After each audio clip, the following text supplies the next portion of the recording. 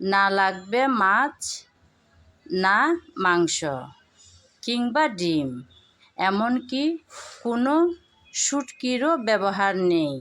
এত সুন্দর মজার রেসিপি পটলের, শুধুমাত্র এক মুঠো এই সোনামুখী ডাল দিয়ে বানাবো অসাধারণ স্বাদের রেসিপি। যদি এই সুন্দর রেসিপিটা দেখতে চান তাহলে বন্ধুরা আমার সঙ্গে থাকুন। মজাদার এই রেসিপিটা বানানোর জন্য নিয়েছি আমি এখানে কয়েকটা পটল। প্রথমে আমি এই পটলের উপরের যে পাতলা আবরণ আছে সেই আবরণ একটা ছুরির সাহায্যে এভাবে তুলে নিচ্ছি। এই আবরণটা না তুললেও চলবে, আমার ভালো লাগে না তাই আমি তুলে নিলাম।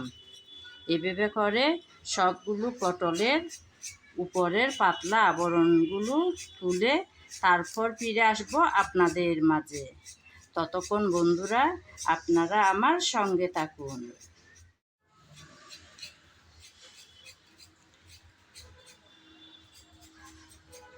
একটা একটা করে সবগুলো পটলের উপরের পাতলা আবরণ আমি পরিষ্কার করে নিলাম। এখন আমি এই পটলের উপরে আর নিচের দুইটা সাইড বাদ দিয়ে দিলাম। এখন আমি সামান্য করে উপরের কিছুটা, এই যে দেখুন বন্ধুরা, এই যে খোসা আছে, বেশি না, একটু একটু করে আমি ছাড়িয়ে নেব।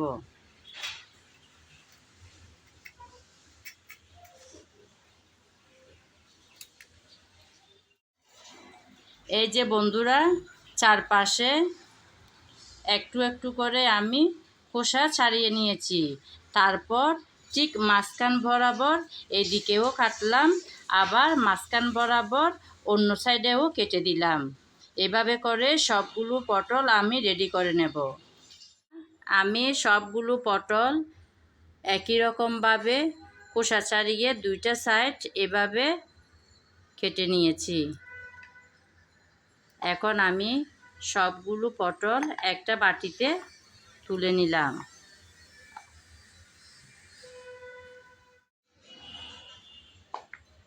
পটলগুলো সব ধুয়ে নিলাম ভালোভাবে। এখন এই পটলের উপর দিয়ে দেব কিছুটা পরিমাণ হলুদ,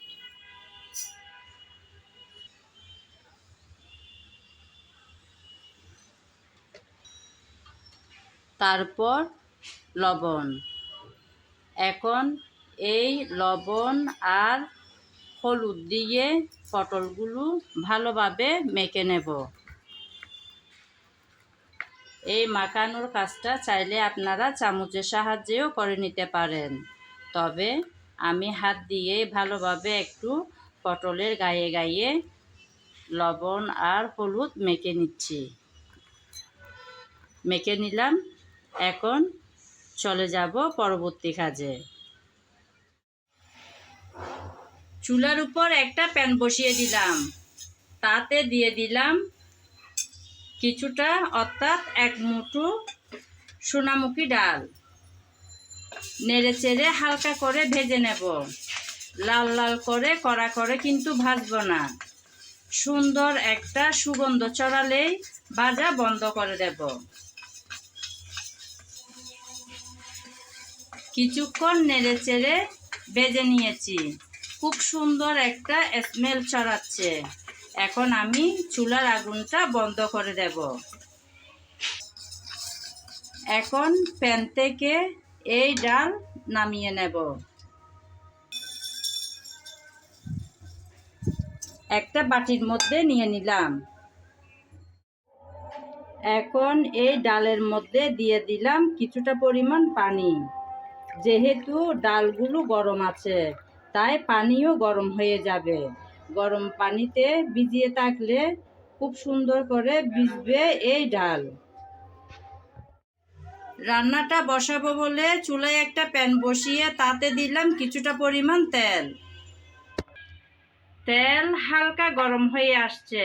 সেই গরম তেলের মধ্যে আমি সবগুলো পটল ঢেলে দিয়ে তারপর ভেজে নেব।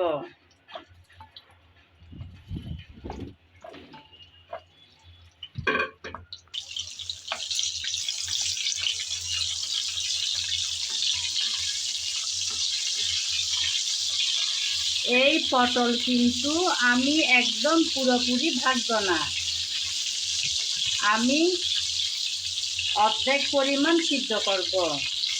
50% সিদ্ধ হয়ে গেলেই ভাজা বন্ধ করে দেব।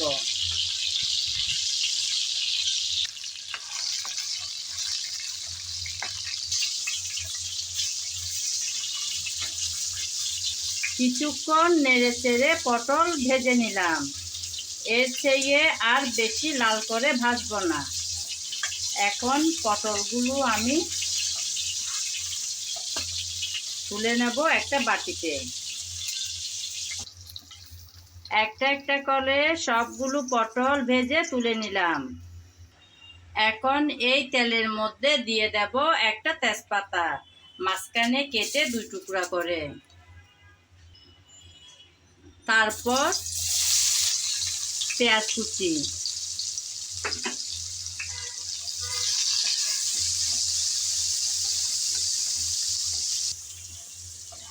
নেড়ে চেড়ে পেঁয়াজ হালকা ব্রাউন কালার করে ভেজে নেব।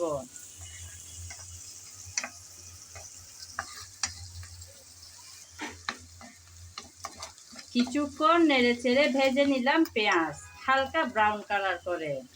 এখন দিয়ে দিচ্ছি আদা আর রসুন বাটা। আমি আদা রসুন একসাথে বেটে রেখেছিলাম, ওখান থেকেই দিয়ে দিলাম কিছুটা পরিমাণ।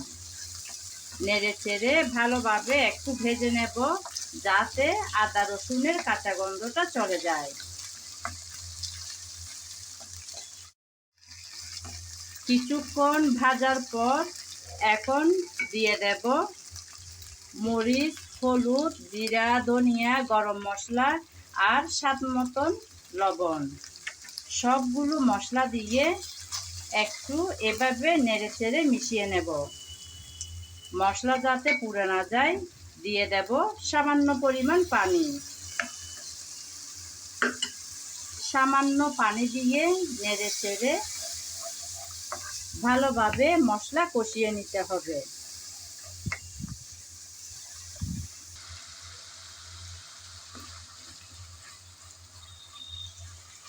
কিছুক্ষণ সময় নিয়ে মশলা কষিয়ে নিলাম। মশলা থেকে কিন্তু তেল আলাদা হয়ে গেল। দেখুন বন্ধুরা, মশলা থেকে কিন্তু তেল আলাদা হয়ে গেল। এতেই বোঝা যাচ্ছে মশলা ভালোভাবে কষানো হয়ে গেল। এখন দিয়ে দেব আগে যে ডাল ভেজে ভিজিয়ে রেখেছিলাম সেগুলো।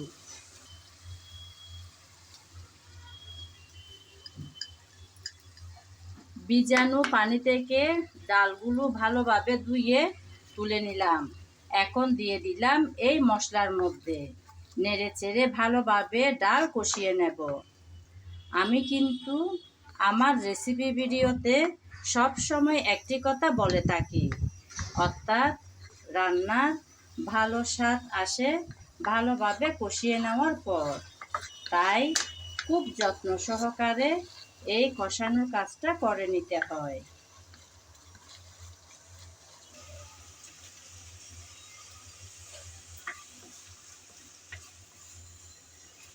কিছুক্ষণ সময় নিয়ে ডাল ভালোভাবে কষিয়ে নিলাম। আর কষাতে হবে না। এখন দিয়ে দেব পরিমাণ মতন পানি, যাতে ডাল ভালোভাবে সিদ্ধ হয়ে আসে।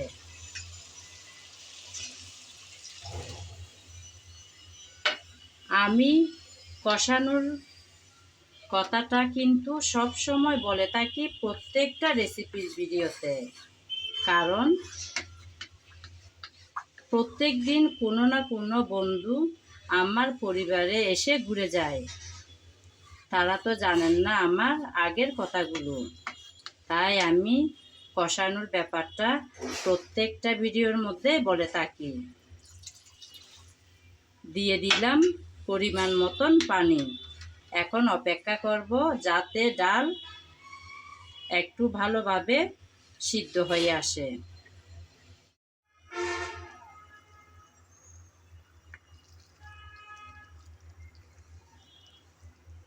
কিছুটা পরিমাণ পানি দিয়ে ডাল সিদ্ধ হওয়ার জন্য চুলার উপর বসিয়ে রেখে গিয়েছিলাম বন্ধুরা। ডাল কিন্তু অনেকটাই সিদ্ধ হয়ে আসছে। দেখুন বন্ধুরা, অনেকটাই সিদ্ধ হয়ে আসলো। এখন আমি এই পর্যায়ে দিয়ে দেব পটলগুলো। যেহেতু আমি পুরোপুরি ভাজিনি পটল, তাই এখনই দিয়ে দেব। আপনারা যদি একদম 95, 99 কিংবা 100% সিদ্ধ করে ফেলেন, অর্থাৎ ভেজে ফেলেন, তাহলে কিন্তু একদম লাস্টের দিকে দিলেও চলবে। পটল দেওয়ার পর দিয়ে দেব বেশ কিছুটা কাঁচামরিচ। ঝালটা আপনারা আপনাদের পছন্দ মতন ব্যবহার করে থাকবেন, কম কিংবা বেশি। এখন আমি পটল আর কাঁচামরিচ দিয়ে ভালোভাবে একটু নেড়েচেড়ে মিশিয়ে নিলাম।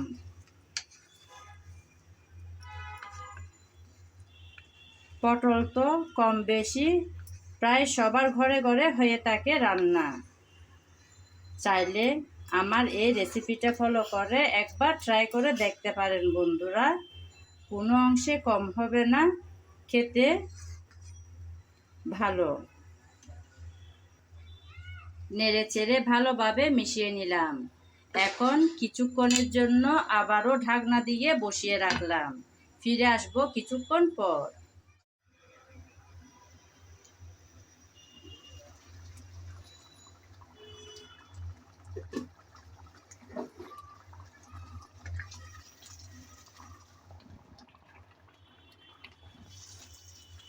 পটল আর কাঁচামরিচ দিয়ে ঢাকনা দিয়ে কিছুক্ষণ রান্না করে নিলাম।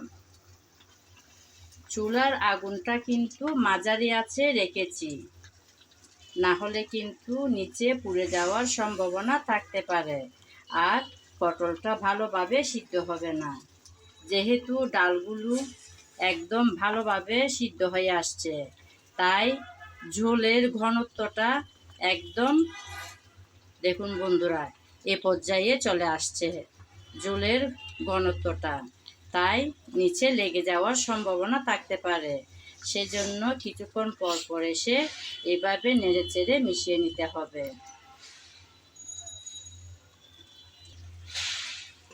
আবারও কয়েক মিনিটের জন্য ঢাকনা দিলাম।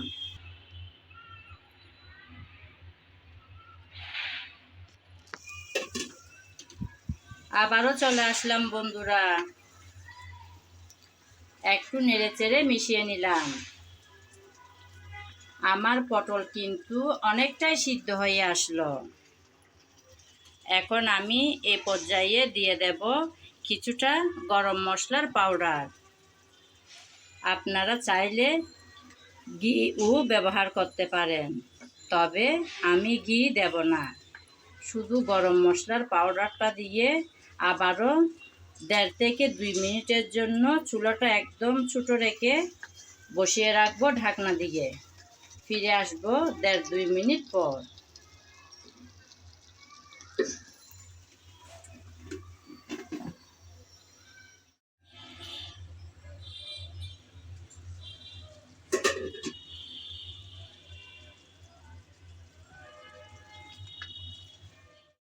আবারও চলে আসলাম, ঢাকনা উল্টিয়ে একটু নেড়েচেড়ে মিশিয়ে নিলাম। আমার আজকের এই মজাদার পটলের রান্না কিন্তু একদম রেডি। যখন একঘেয়েমি প্রতিদিন একইভাবে রান্না খেতে ভালো লাগে না, তখন চাইলে এই মজার রেসিপিটা ট্রাই করে দেখতে পারেন। কোনো রকম বাড়তি মশলা দেওয়া হয়নি। মাছ, মাংস, ডিম, শুটকি, এমনকি চিংড়ি, কোনো কিছু ছাড়াই দারুণ স্বাদের এই মজার পটলের রেসিপিটা। রান্নাও করা যায় অনেক অল্প সময়ে। হাতে মাত্র কয়েক মিনিট সময় থাকলে এই রান্নাটা করে নেওয়া যায়। একদম রেডি হয়ে গেল বন্ধুরা আমার আজকের এই মজার রেসিপিটা। এতক্ষণ যাবৎ যারা আমার সঙ্গে ছিলেন, আমার ভিডিও জুড়ে ছিলেন, তাদেরকে জানাই অসংখ্য অসংখ্য ভালোবাসা। আগামী ভিডিও দেখার আমন্ত্রণ জানিয়ে আজ এখানেই বিদায় নিলাম। সবাই ভালো থাকবেন, সুস্থ থাকবেন আর নিরাপদে থাকবেন।